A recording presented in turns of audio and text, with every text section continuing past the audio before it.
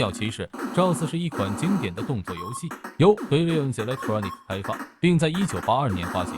游戏的目标是控制一名骑士，骑着鸵鸟在空中飞行，击败敌人并获得积分。玩家通过操作操纵杆和一个按钮来控制骑士的飞行方向和速度。击败敌人后，敌人会变成蛋，玩家需要收集这些蛋来获得积分。游戏中有3种类型的敌人骑士 ：Hunter、和 Shadow Warrior。每种敌人被击败后都能获得不同的分数。如果玩家没有及时收集敌人变成的蛋，这些蛋会孵化成新的敌人骑士。此外，游戏中还有一只几乎无法被击败的异兽人，它会在一定时间后出现，追捕玩家的骑士，增加了游戏的挑战性。鸵鸟骑士不仅支持单人游戏，还支持2个玩家同时游戏，玩家可以选择合作或对抗。这款游戏因其独特的游戏机制和合作元素，在当时获得了广泛的好评，并对后来的游戏设计产生了影响。它后来被移植到多个平台，包括 SC 红白机。